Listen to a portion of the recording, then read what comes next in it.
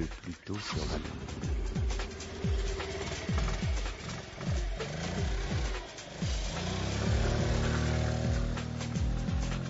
Bonjour et bienvenue en ce dimanche physiquement dominical. Donc, le duo était né.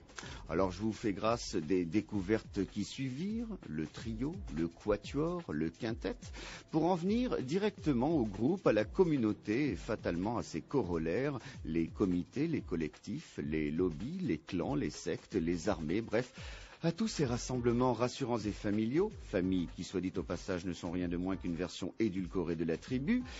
Mais voilà, quand tout ce beau monde constata que le quantitatif était un remède à la peur, un autre impératif s'imposa de lui-même, il fallait un chef pour chacune de ces chapelles.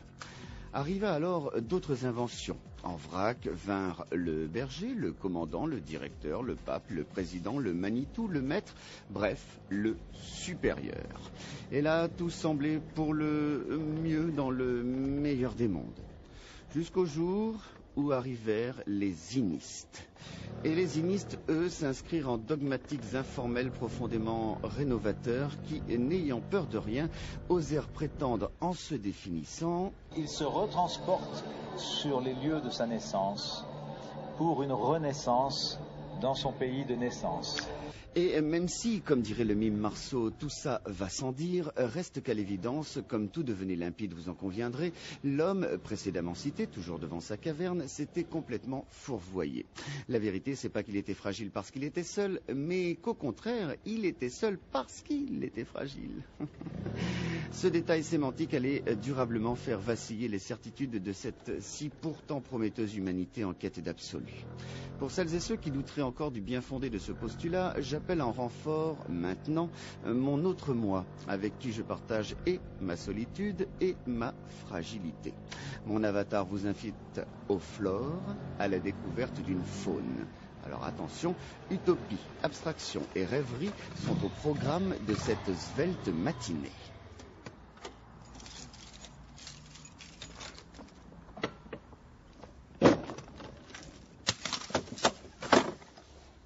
Inisme, ou I-N-I, ça c'est pour l'acronyme. Mais moi, monsieur Guiton, vous me faites un geste, alors là, ne me tendez pas la perche. Si vous me faites un geste, c'est par vous que je vais commencer. De toute façon, on tourne dans le sens des aiguilles d'une montre et vous êtes à ma gauche. Et puis en plus, vous avez quand même un titre de noblesse. Vous êtes, paraît-il, le journaliste qui a fait connaître l'inisme, en tout cas, qui l'a fait connaître à ceux qui vont nous rendre visite ce soir. Mais vous allez peut-être me contredire. De toute façon, je pense que la contradiction et le débat va être à l'ordre de la soirée que nous allons passer ensemble. Donc, je commence par vous, René Guiton. Vous êtes journaliste et ça, vous ne me dites pas le contraire. Bonjour. Bonjour. Je voudrais d'abord vous dire que l'inisme m'oblige à vous contredire. Et je m'y attendais un petit peu. Va m'obliger à vous contredire tout du long. Et même lorsque je dirai des vérités, à ce moment-là, la difficulté va vous concerner. C'est-à-dire qu'il va falloir faire le tri entre le grain et l'ivraie, savoir ce qui est vrai et du faux. Au début, lorsque j'ai commencé à fréquenter cette bande d'inistes internationales, ce gang d'inistes international, j'ai trouvé que c'était énigmatique au premier abord. Mais en second lieu, j'y suis entré, je me suis laissé phagocyter. Je ne suis pas un adepte, je suis phagocyté. Je suis dans l'inisme, je suis donc iniste à mon corps défendant. Mais enfin, vous n'êtes pas Bernadette Soubirous. La révélation n'a pas eu lieu comme quelque chose de mystique qui vous a pris aux tripes et à l'âme. Il y a bien eu un déclencheur quand même qui venait de l'intellect. Non, je vous dis, il n'y a pas de déclencheur. Il y a, tout d'un coup, je me suis trouvé phagocyté. Je l'étais et ne m'en étais pas aperçu. Voilà, c'est pourquoi je me fais aujourd'hui l'apôtre à Paris, un des apôtres à Paris, parce qu'il y a énormément d'inistes en France. Et nous l'allons constater dans quelques instants. Tous ceux qui se connaissent et tous ceux qui ne se connaissent pas et qui le seront demain ou qui le sont à leur insu, comme vous le savez, monsieur Jourdain, qui faisait de la prose sans le savoir. Et pas seulement français, car ce soir viennent des inistes du monde entier. Vous verrez des Américains, il y a ici des œuvres exposées d'Américains, de Brésiliens. L'Italie est venue en grand renfort, représentée par les inistes qui sont peu ou prou des universités, issus des universités, tous professeurs, enseignants, doyens, etc., des universités italiennes. Alors, on dirait véritablement que le cœur du réacteur de l'INISM, si toutefois on peut métamphorer dans ce sens-là en tout cas, vient de l'Italie. Vous le confirmez ou pas, Monsieur Guiton? Et c'est tout le contraire. J'en étais sûr. Ça ne vient pas de l'Italie, c'est né ici. Le professeur Gabriele Aldo Bertozzi, qui avant tout dans sa vie est enseignant universitaire et actuellement dirige le département de littérature comparée, d'études comparées à l'université de Pescara. Pescara, jolie ville italienne sur la côte adriatique, je vous conseille d'y aller. Et le fondateur, le créateur, le père de l'INISM, né ici, et il vous dira comme, au Flore, il y a 25 ans et demi. Professeur, bonjour. Pas professeur en ce moment. En tout cas, je suis seulement anéniste. Pas professeur en ce moment. Ah, il n'y a pas de titre? Non, dans l'énisme, tout le monde est pareil. Tout le monde est pareil, tout le monde est égaux, tout le monde est valable au même niveau.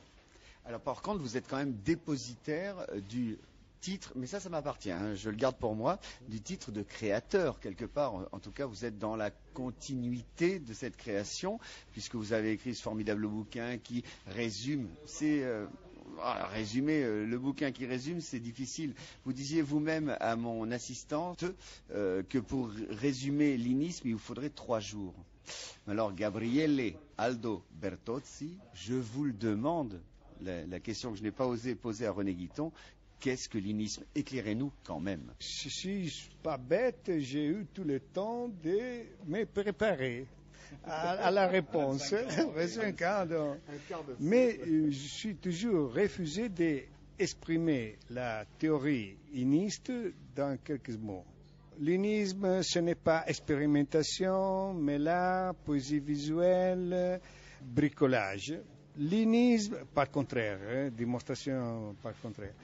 Magritte montrait une pipe et écrivait au-dessous ceci n'est pas une pipe. Alors moi je peux dire que l'inisme n'est pas ni Magritte, ni Magritte, excusez-moi, ni la pipe, ni des quenelles, même des croissants aux amandes, même si j'aime beaucoup les croissants aux amandes.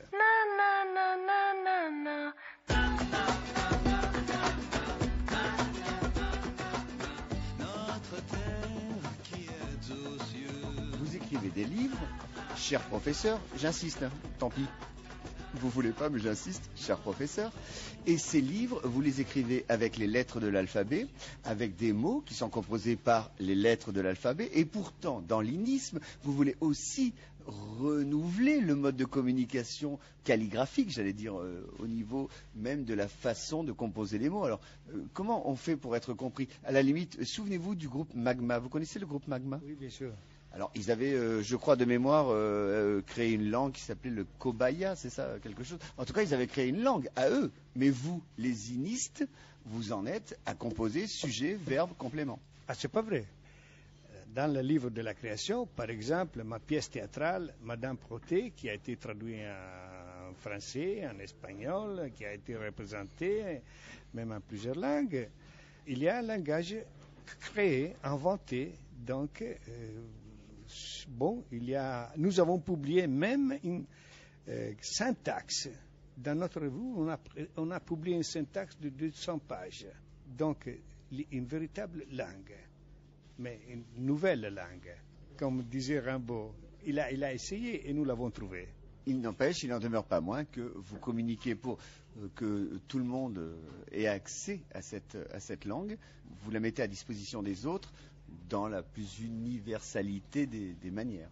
Bon, alors je vous réponds et vous devinez notre langue. Rallelice da costrorpo, sestetina se saffio fale, ricicipi pististi lirco, ostaranza disse male. Quelle langue? Cabrera.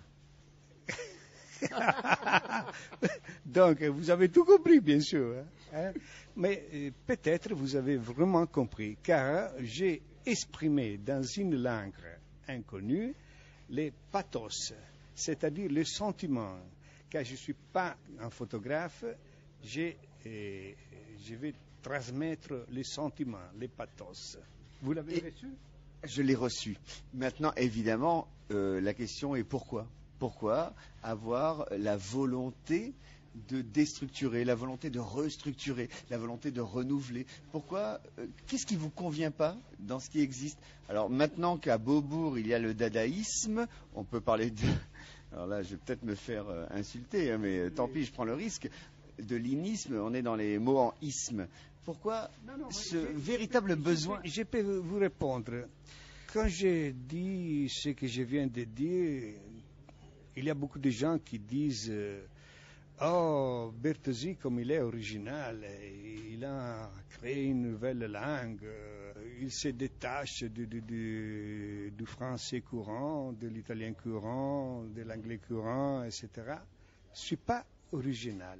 Ce ne sont pas les révolutionnaires qui changent, c'est le temps même qui pousse à changer.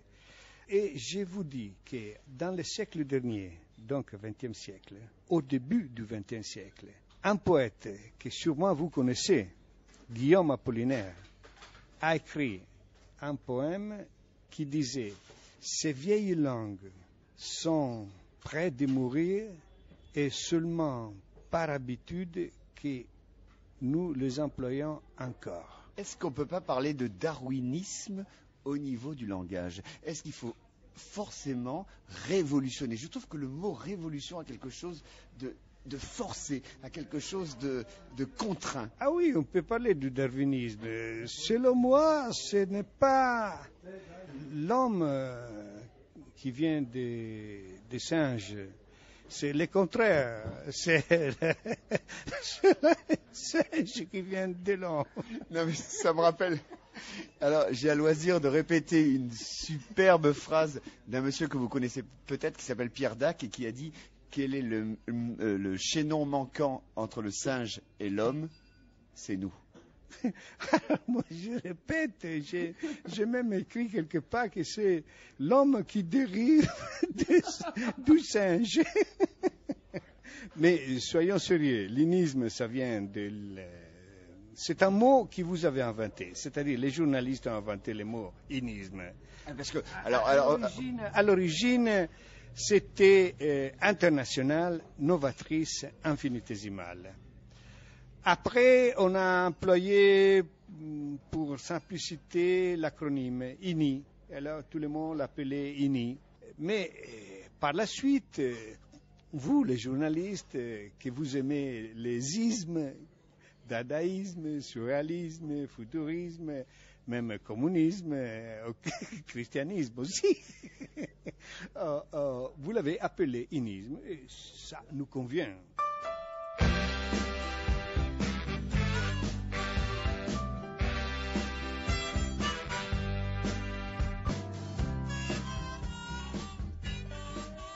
Vous êtes François Proyat, vous êtes l'auteur de l'Inisme, un livre paru en mai 2005 aux éditions L'Harmattan, comme ça c'est dit, et vous intervenez. Allez-y, François. Alors, je voulais dire que Bertozzi a fait un tableau remarquable.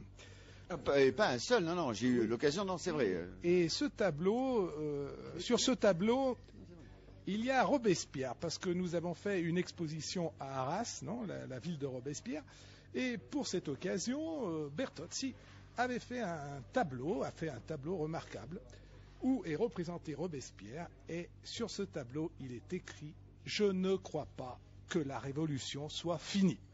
Donc, et cela fait partie vraiment, je pense, de la pensée de Bertozzi, comme cela faisait partie de la pensée de Robespierre à son époque. Et est-ce que c'est pas un pléonasme de dire que la révolution ne peut pas être finie? Non, ce n'est pas un pléonasme, non. Alors, citez-moi un exemple. Quelle est la révolution qui a été finie depuis l'histoire de l'humanité? Vous avez nommé Dada au Pompidou. Alors, la révolution Dada est terminée. La révolution surréaliste est terminée. La révolution des avant-gardes historiques est terminée. Toutes ces révolutions ont été dépassées par l'inisme. Donc, l'inisme est la dernière révolution. Et j'espère qu'il y aura d'autres révolutionnaires plus forts que nous, qui proposeront d'autres révolutions. Quand on entend un monsieur comme Sarkozy qui dit qu'il faut de la rupture, est-ce que lui, il n'est pas un succédané de cette révolution populaire? Est-ce qu'il ne s'est pas octroyé? Vous savez, comme on sample des choses en musique, est-ce qu'il ne s'est pas octroyé finalement la non-faisabilité révolutionnaire du peuple d'en bas, hein, comme disait l'autre, pour prôner la rupture? Non, parce que fatalement, on parle de politique alors. Ah oui, bien sûr que c'est de la politique. Gabriele Aldo Bertozzi vient me chercher. Ah ben alors formidable. Vous le lisez, je vous en prie, dans votre voix. La foi en une idée a réussi à triompher de l'état le plus fort de la terre. Mais la foi en une idée peut être une monstrueuse erreur si elle n'a pas germé d'une idéologie avancée. Je m'étonne que les grands cerveaux de la terre n'aient pas encore dit que l'on peut triompher des idéologies. Que l'on ne peut, Gabriel. Ne peut triompher, merci j'ai écrit ça, mais vous me corrigez, ne peut triompher des idéologies horribles car les reposant des idéologies plus valables et non pas des guerres ou des lois spéciales. L'unisme, dernier rempart de l'idéologie, est la seule avant-garde qui soit passée dans le 3e millénaire. Et là, tout le monde ne peut qu'applaudir. Nous avons beaucoup parlé du verbe jusqu'à présent, mais l'inisme, ce n'est pas que le verbe, c'est aussi l'image, le graphique, la plastique. Et là, j'aimerais ouvrir cette belle parenthèse. Chez nous, si je peux employer ces mots, chez nous, on n'est pas ni écrivain, ni peintre, ni sculpteur, ni musicien. Nous sommes tous ensemble. Et on dit nous sommes poètes. Poètes qui travaillent, quelqu'un avec le marteau, quelqu'un avec les pinceaux. Côté artisan, artisan comme ça. Donc, il y a un autre mot, si je me permets de t'interrompre, qui est très intéressant, qui est écrit dans un manifeste, une phrase que j'aime beaucoup. Libérez-vous et vous serez poète. Ah ouais, c'est beau ça. Libérez-vous et vous serez poète. Mais libérez-vous de quoi? Libérez-vous, l'homme libre, je veux dire, sans contrainte. Je veux dire, un poème n'est pas forcément une page de papier, écrit sur une page de papier, n'est pas forcément écrit dans un livre, dans un manuel. Oui. Je veux dire... Mais comment un poème fédère-t-il s'il est à ce point-là en dehors des normes et des clivages? Comment certains disent que Rimbaud est un bon poète, bon sang? Pourquoi lui et pas un autre? Poétique dérive du grec et ça veut dire art de faire. L'unisme, c'est un art de faire et un art de vivre aussi. Et travail dérive du mot torture, hein, je crois. Et disons, nous ne séparons pas l'esthétique de l'éthique, je veux dire, donc c'est étroitement lié. Nous ne séparons pas, disons, l'art de l'art de vivre. Et donc c'est pour ça que j'aime l'unisme, disons, pour cette grande liberté. Et chez nous, justement, il n'y a pas de pape. Bertozzi n'est pas le pape de l'unisme comme Breton était le pape du surréalisme. Bertozzi, c'est mon ami. François, je voudrais vous poser quand même une question. Qu'est-ce qui vous déplaît? Sur quoi êtes-vous en réactivité par rapport à ce vécu réaliste, ce vécu qui fait que vous êtes sur le trottoir pour aller acheter votre paquet de cigarettes si vous fumez ou votre café si vous le buvez, et puis vos impôts si vous les payez, je ne vous le souhaite pas. Et cet échappatoire, la possibilité de l'impossible ou du possible? Je pense qu'il y a, disons, en moi, comme je pense qu'il y a en tout homme, le désir de vivre une réalité autre et de la vivre pleinement. Et, disons, avec l'unisme, je vis pleinement une vie qui m'appartient. Et bon, c'est vrai, je vais acheter le pain, je vais acheter les croissants, tout ce que vous voulez, je paye mes impôts, mais cela, disons, est autre chose. Je veux dire, la création, comme je l'entends, comme je suppose que Bertozzi l'entend aussi, et les autres cynistes, cela nous pousse, disons, à rechercher, parce que l'unisme est une recherche continuelle, c'est-à-dire que nous ne nous arrêtons jamais, nous trouvons quelque chose et cela est le point de départ pour une autre recherche, voilà, disons, l'infinitésimal, la recherche infinie, disons. Donc, et c'est pour cela que nous espérons, nous le souhaitons, nous le voulons. D'autres, disons, nous dépasseront. C'est ce que nous voulons, je veux dire. François. Et nous serons contents parce que de toute manière, nous aurons contribué en quelque sorte, disons, aux créations futures, parce que ceux qui nous auront dépassés se seront appropriés quand même de quelque chose que nous avons donné. Et donc, nous serons présents en quelque sorte dans les générations futures. Angelo, vous êtes le côté plastique, si je puis dire, en tout cas pictural du mouvement que nous évoquons depuis ce soir. J'espère pas seulement. J'aime bien ces moyens d'expression, mais l'INISM, c'est une expression sur tous les moyens. Pourtant, c'est important de ne pas faire distinction entre poésie, musique, parce que nous voyons à l'élimination des frontières entre les moyens de réalisation. En même temps, ici, vous pouvez trouver des sons, parce que j'ai écrit quelques mots en alphabet phonétique international. Pourtant, j'ai écrit les sons des mots. Et j'ai réalisé aussi des photos, des vidéos, des musiques. Mais la musique, c'est avec mots. La photo, c'est avec mots et avec peinture. Si vous regardez bien les photos, vous pouvez voir des superpositions de plans optiques avec quelques pièces de tableau.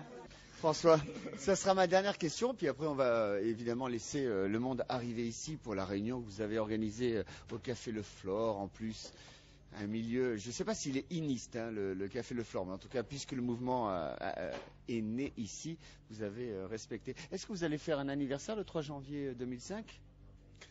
Je pense que le 3 janvier 2006, pardon, non. Ah non, voilà. 2005, vous avez raison. Vous avez raison, réfléchissez un peu. Le 3 janvier 2005, nous ferons le 25e anniversaire, nous fêterons le 25e anniversaire de l'INISM à Paris. Hein, nous sommes aujourd'hui, le 3 janvier 2009. Merci, Monsieur Guiton. Toujours cette petite pertinence et ce dard. Vos erreurs sont des enrichissements. Alors moi j'en ai une autre erreur et là je vais vous le dire, mais vraiment franco de port, je vais vous poser une question de connard. Comme disait Georges Brassens, dès qu'on est 4, on est une bande de cons.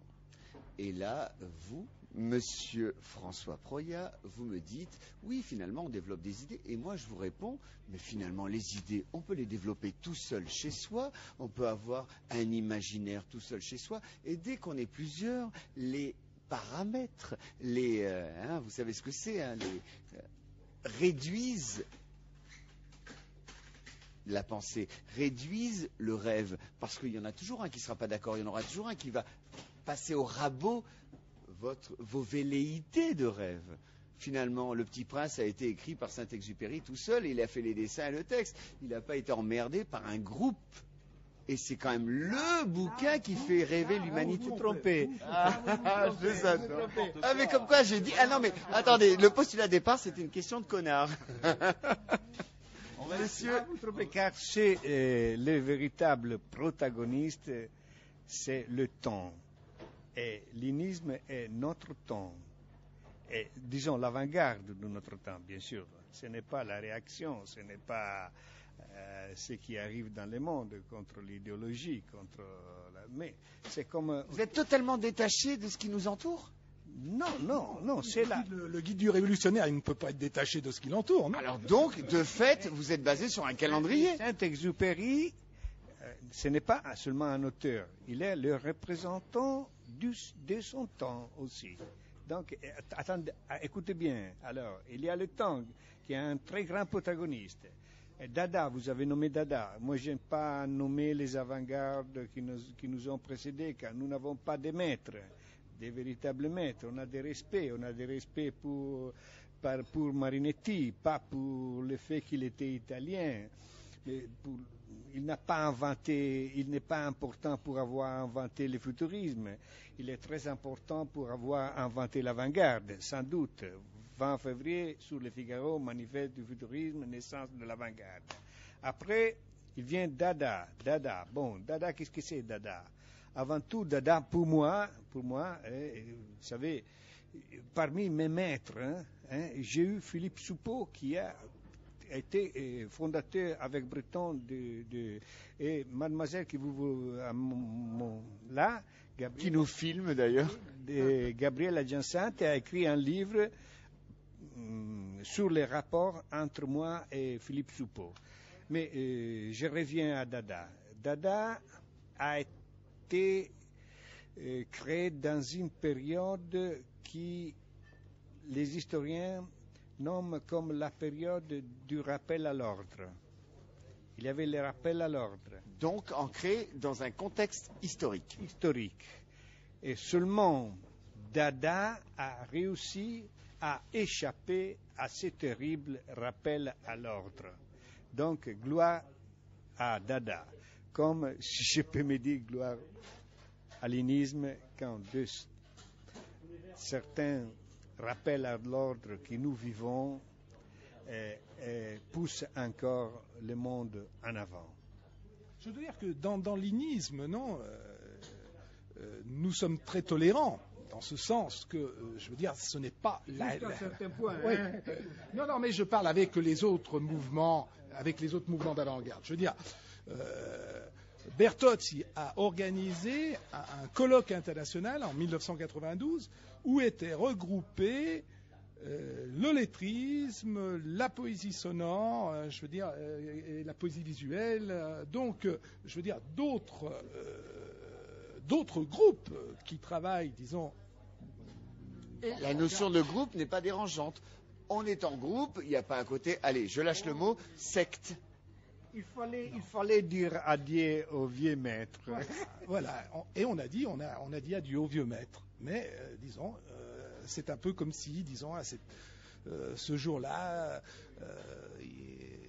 s'étaient retrouvés, je ne sais pas, les futuristes, les dadaïstes, les surréalistes, bon, en quelque sorte, voilà. Enfin, il y a quand même différentes chapelles et tout le monde tire un peu dans les pattes des autres, quand même. Je crois que... Enfin, dès qu'une chapelle rentre dans un musée, les autres sont en... sérieux. Non, mais là, il y a un côté... écoutez, me dis pas le contraire. Ça, c'est la morale du spectateur. Tout à fait différente des autres. Car l'art, jusqu'à ce moment, jusqu'à l'unisme, disons, est toujours à noter qu'il essaye d'être plus important que l'autre. C'est-à-dire, par exemple, je ne vais même pas nommer les personnages, mais après ce mouvement, il n'y a rien à faire, on a tout fait. Non, nous, c'est le contraire. Ah, mais là, vous touchez le point central. On est dans le cœur du réacteur. Non, nous, c'est le contraire. J'espère qu'il y aura beaucoup de gens, beaucoup de monde qui nous dépassent.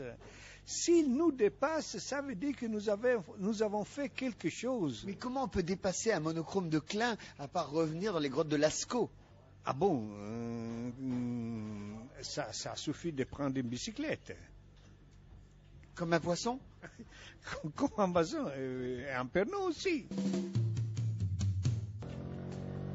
Le plus tôt sera le mieux, iniste mais pas inique, c'est terminé. À la réalisation de l'émission, c'était Richard Hulot qui était iniste mais ne le sait pas encore. À la technique, il y avait Benjamin de la Gâtinais qui est iniste, canal historique. L'attachée de production, c'est Marie-Claude Malartic qui est iniste mais demain, c'est promis, elle arrête. À la programmation musicale, Karl Vasseur qui est iniste mais uniquement pour les petits fours et le kir royal. Karl Vasseur qui a choisi Kent avec Notre Terre, qui a choisi Neil Young pour The Face of the Earth, Michel Polnareff avec Love Me, Please Love Me, Elisabeth Anaïs en duo avec Sanseverino pour Sous les couvertures, et puis à l'instant c'était Sinéad O'Connor, Throw Down Your Arms. Je vous rappelle que vous pouvez réécouter pendant toute cette semaine l'émission.